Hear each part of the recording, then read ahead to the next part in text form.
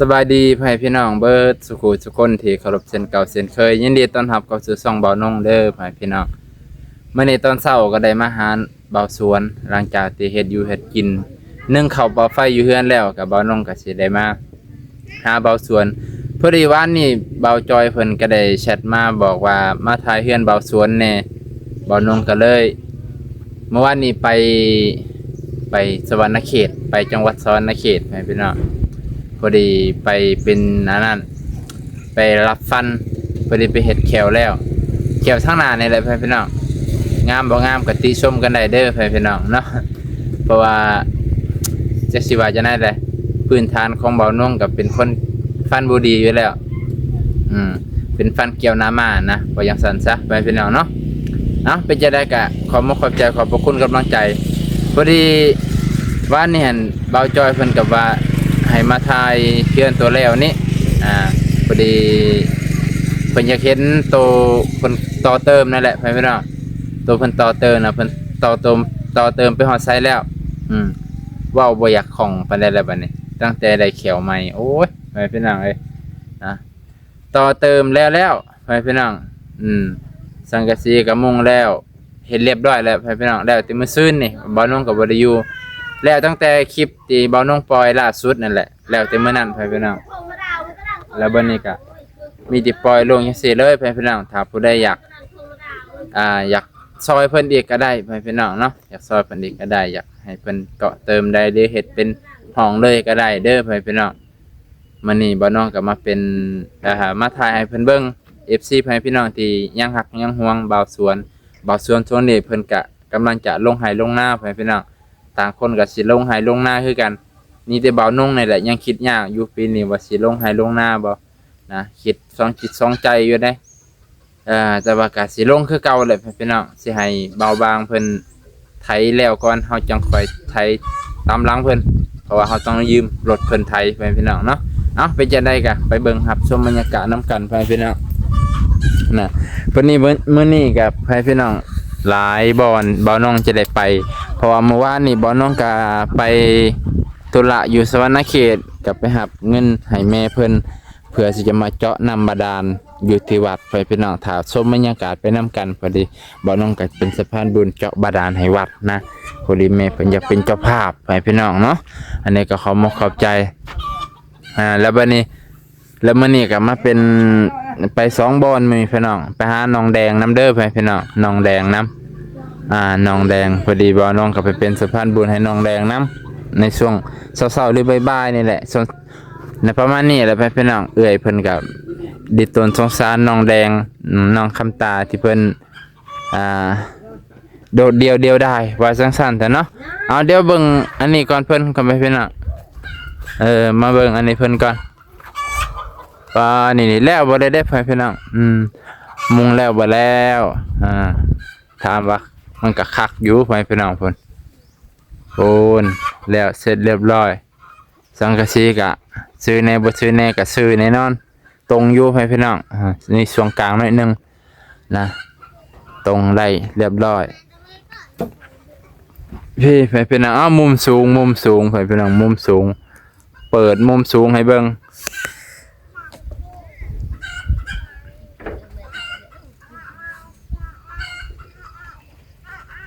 เป็นจังไดพี่น้อง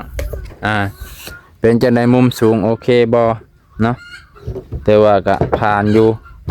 ก็ถือว่าแล้วเลยได้พี่น้องนะ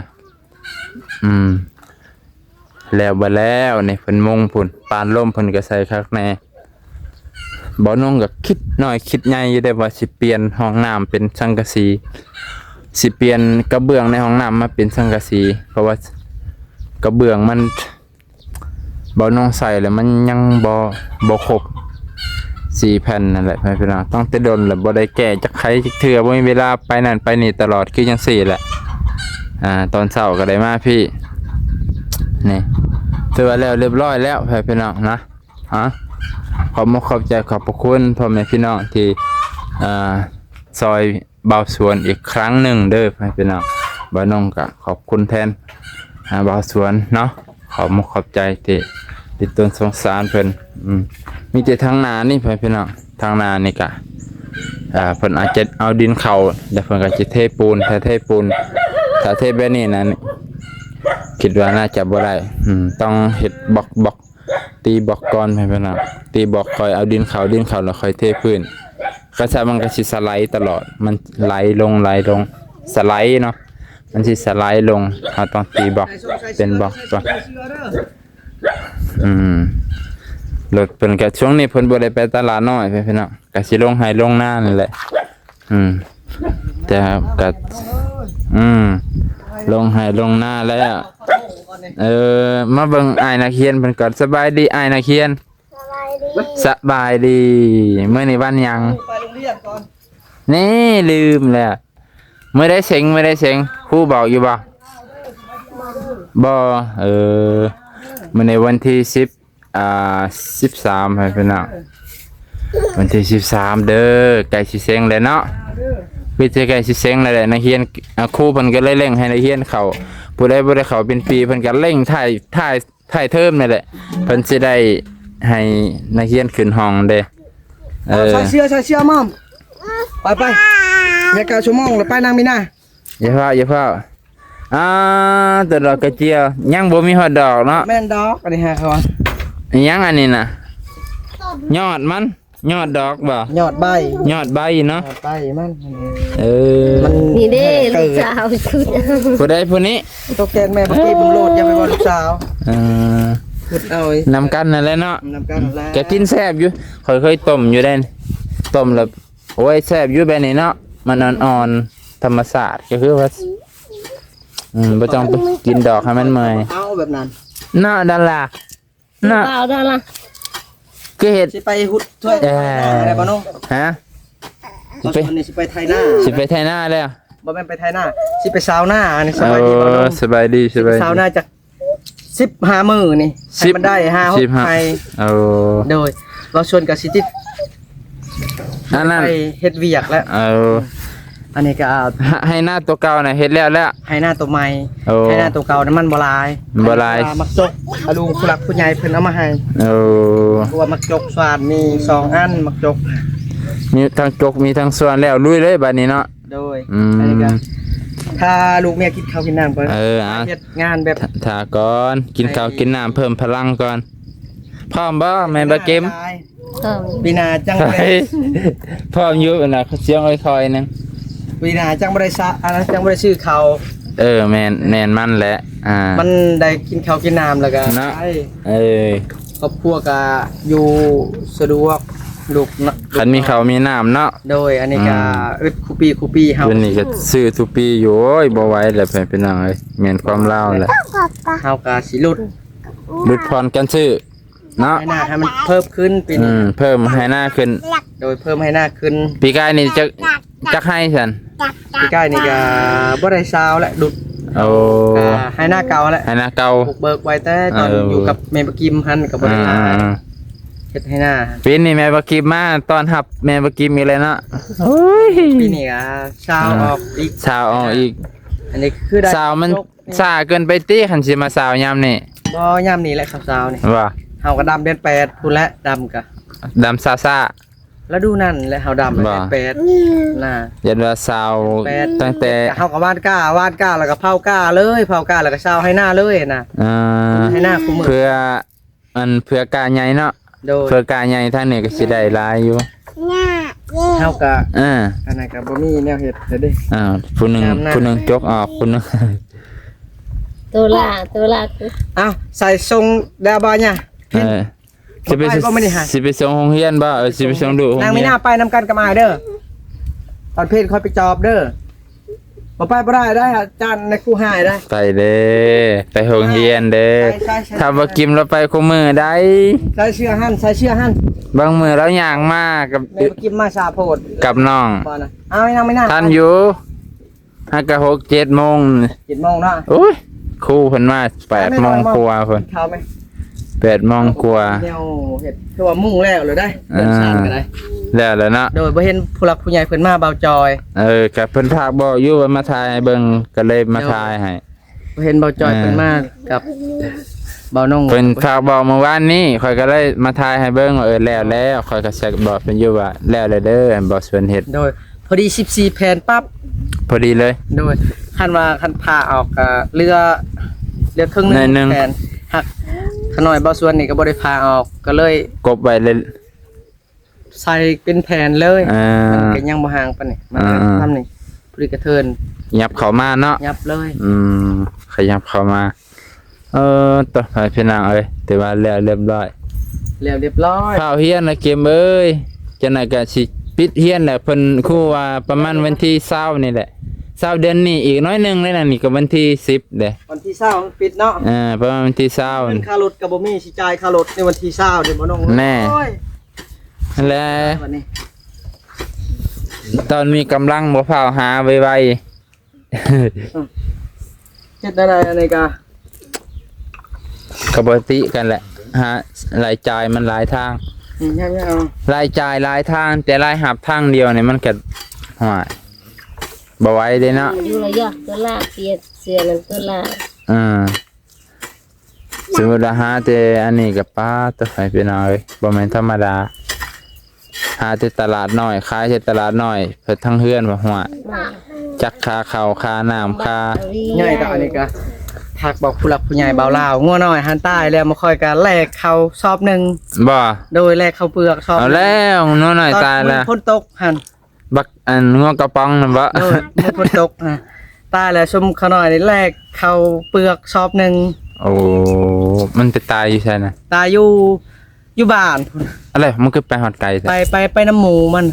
ไปน้ำหมูน้ำปูมัน แบบบ่มีหญ้าแล้วก็มัน ไปเลยเนาะ บ่ไปน้ำหมูมันแล้วก็บ่มีหญ้าใหม่แล้วมันกินหญ้าใหม่หรือว่ามันกินน้ำใหม่บ่ โอ้ เอากับ บ่ฮู้ว่า แต่ก็บ่เห็นว่ามันป่วยจังได เฮาก็มาจอบอยู่จอย มันจอยแล้วก็ โอ้ เฮาก็แลกเข้าเลยสอบหนึง บ่ได้ชักยามันเนาะ ซักแต่บางหันนั่นแหละ อืม แต่ว่ามันอึดหญ้าช่วง ช่วงเมื่อกี้นี่เนาะ ช่วงเดือนวังแดดแห้ง สงกรานต์นั่นแหละหลังสงกรานต์น่ะ โดยช่วงหลังสงกรานต์น่ะมันแดดแห้งแล้วก็ ตาย ก็เลยมันตายแล้วก็พวกบางส่วนนี่ก็แลกเข้าเปลือกกับ เขาเปลือกจักสอบนะ สอบหนึง สอบหนึงป้าตึงัวซื้อมาพันบาทบ่ 2,000 โดยล้าน400,000นั่นแหละ ล้าน4แสนกับพัน ภาคบอก พันกว่าบาท ลาว พันหาพันหก บางส่วนก็เบิก สุดสิเบิ่งเลยเนาะ ชุดสิเบิ่งเลย ชุด ว่า สิ มัน เบิ่ น้ ง อยแล้วก็ตายแล้วก็สิพยายามหาและหาก็แลกข้าวแลกน้ำแน่บางส่วนก็ขาดเคินบางส่วนก็บ่ได้เบิ่งแน่ไปตลาดบ่เถือก็ไป มีไผเบิ่งนั่นแหละเนาะ เบิ่งอยู่หา เพราะว่างัวยามนี่เขาปล่อยอยู่แล้วมีไผเบิ่ง ยามอยู่ตรงนี่ งามนี่เขาปล่อยให้มันไปกินตามธรรมชาติค่ำมามันก็กลับมาแต่ว่างัวบ่สวนมันอาจจะมีโรคประจำตัวมันแน่ โดยมอม จากโรคประจำตัวในขนาด มันจอยนมบ่อยากพ่อปานใด นมมันบ่อยากพ่อกินนมมอมใส่ส่งมอม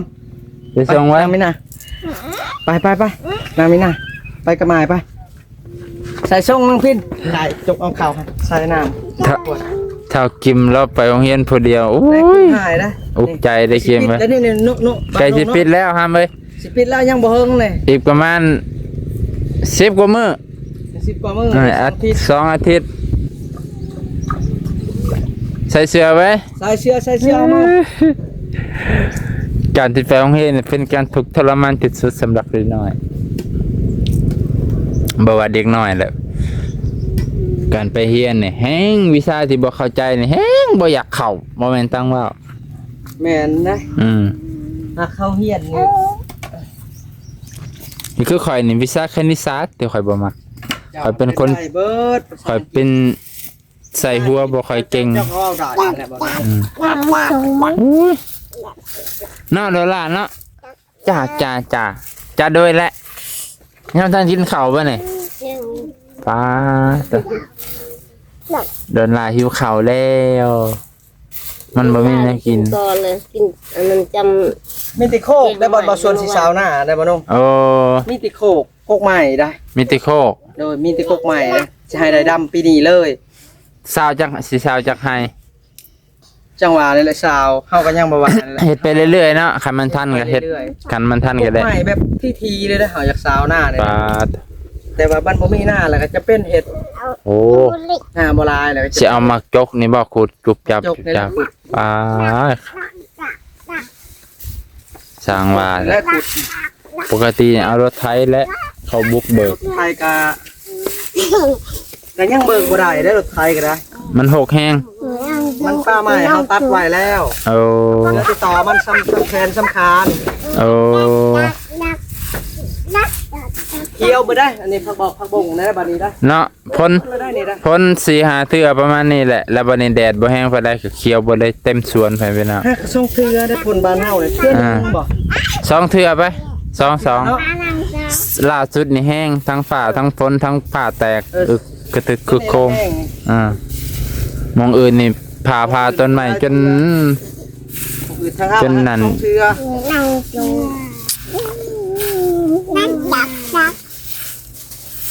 อันนี้ฟังกินจะรอยเลยกินโง่ เฮาสิได้ผูกแขนนะเรา ผูกยังอีก มื้อหน้ามื้อไหน ผูกดุผูกดันแท้อุ้ย เนาะบ่ได้ผูกเฮาก็เอาผูกแขนเพิ่นอวยพรให้เพิ่นเฮาก็บ่ได้เฮ็ดและบุญเฮาก็บ่มีนะ อย่า เฮาก็บ่มีเฮา บุญในะเฮ็ดยามใดก็ได้แล้ว เฮาผูกแขนเพิ่นมื้อหน้าผู้ใดยังเฮิกได้บ่แม่นเดี๋ยวนี้เด้อเฮิกได้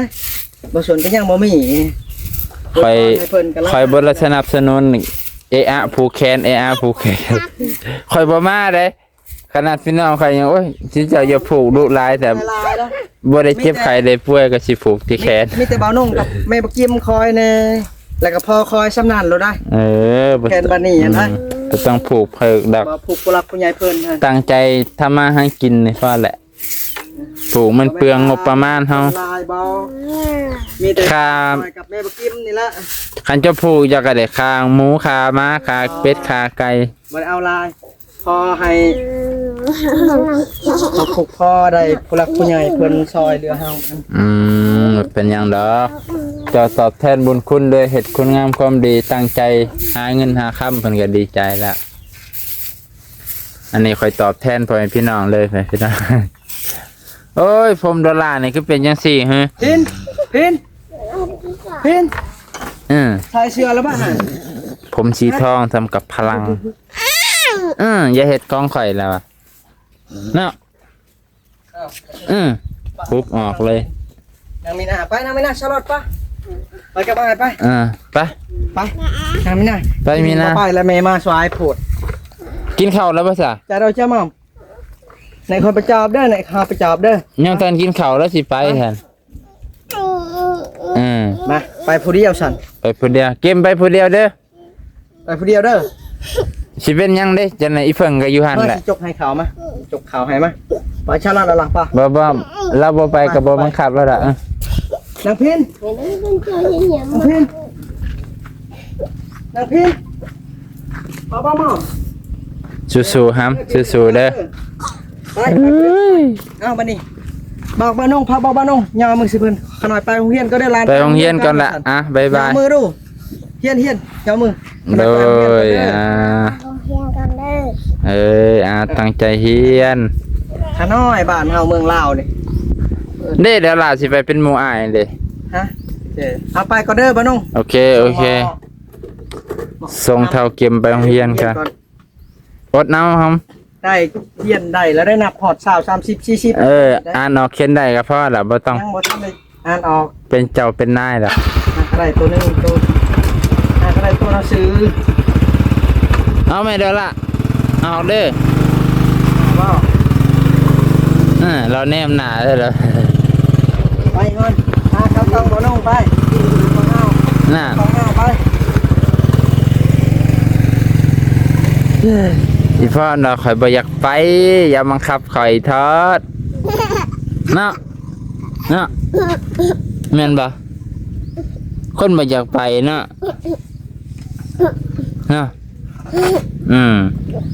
ดาราบ่ข่อยก็บ่อยากไปคือกัน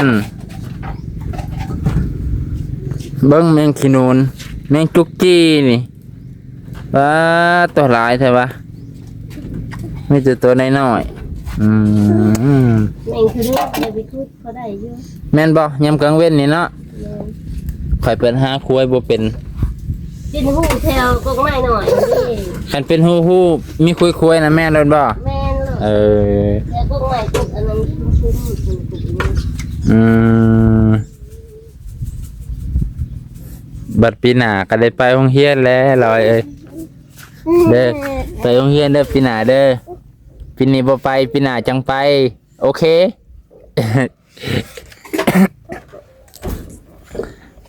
แฟนพี่น้องมานี่สิซ้ำนี่กันมาเบิ่งคนให้กันนี่นะนี่เราบ่ได้ให้เรายังพอซื่อๆเนาะดอลลาร์เนาะดอลลาร์นี่แหละให้ยากเนาะแฟนพี่น้องจบเพียงเท่านี้กันบรรยากาศตอนเช้าพอบักกิมไปส่งบักกิมไปโรงเรียนแล้วยังก็อีผู้นั้นชื่อยังลืมเลย กิน อีพินเปิ้นบ่ไปแม่พี่น้องจบเพียงเท่านี้บรรยากาศตอนเช้ามาอัปเดตเฮือนเพิ่นนั่นแหละพอดี FC เพิ่นอยากเบิ่งว่าแล้วบ่ก็แล้วจบเรียบร้อยแล้วพี่น้องมุงหลังคาเรียบร้อยไปแล้วก็ต่อไปก็จังว่ากันช่วงนี้เพิ่นก็บ่ได้ไปตลาดปานใดเพิ่นสิลงให้ลงนาว่าซั่นล่ะหาเสาให้เสาหน้าเตรียมเฮ็ดนาแล้วบัดฮอดฤดูกาลหมุนเวียนกันแบบนี้แหละพี่น้อง